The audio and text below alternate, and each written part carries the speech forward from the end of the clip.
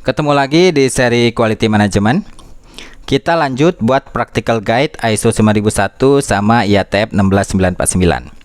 Kali ini kita akan bikin proses map.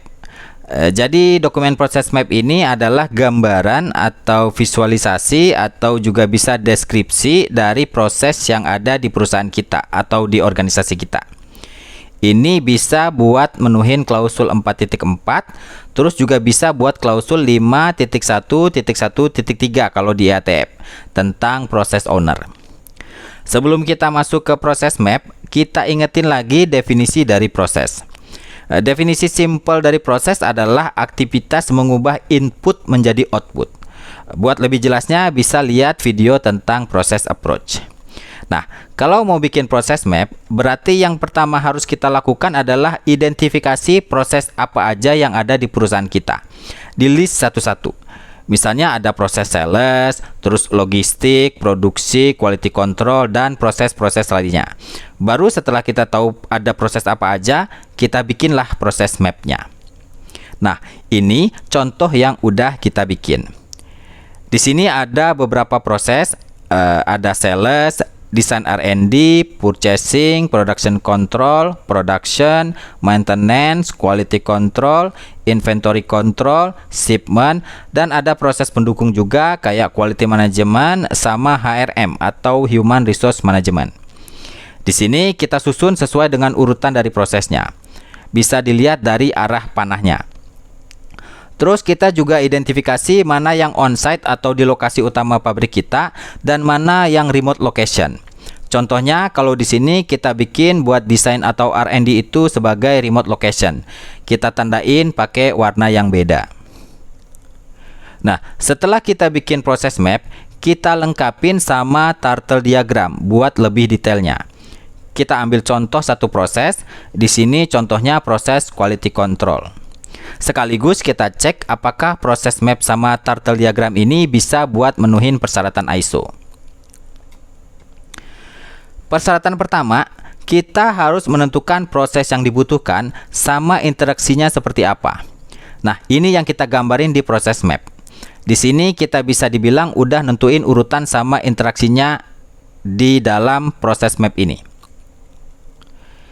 Terus kita harus nentuin input dan output dari proses. Kayak contoh di sini, kita udah ada input buat proses quality control sama outputnya juga. Kalau di sini contoh inputnya itu part, produk, persyaratan inspeksi atau tes atau simpelnya inspection standar, terus ada CSR, produk NG, dan perubahan 4M. Terus outputnya ada inspection result, corrective action result, dan kepuasan customer. Nah, di sini juga kita nentuin kriteria buat menilai apakah prosesnya efektif atau enggak dari KPI ini. Jadi kita tentuin KPI dan KPI ini harus dimonitor pencapaiannya. Kalau KPI-nya nggak tercapai, berarti bisa dibilang prosesnya nggak efektif dan harus ada tindakan perbaikan.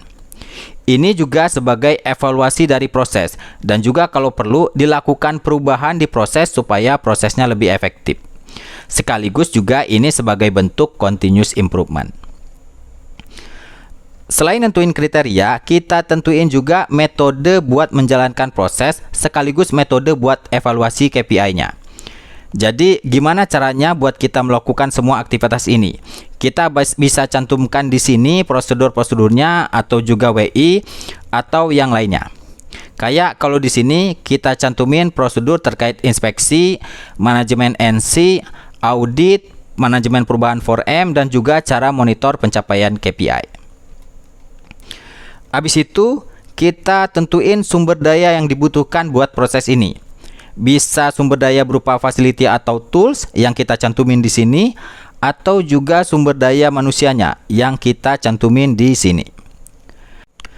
Terakhir, persyaratan yang bisa kita penuhin pakai proses map sama turtle diagram ini terkait siapa yang bertanggung jawab buat proses ini.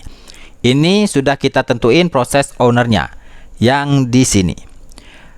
Nah, buat persyaratan 4.4 lain kayak resiko dan peluang dari proses, nanti ada dokumen lain yang akan kita bikin yaitu dokumen proses risk analysis.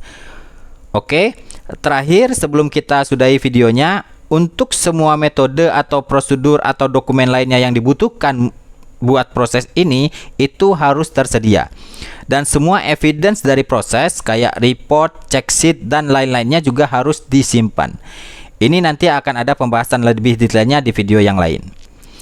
Itu aja untuk terkait proses map. Kita ketemu lagi di video selanjutnya dan terima kasih.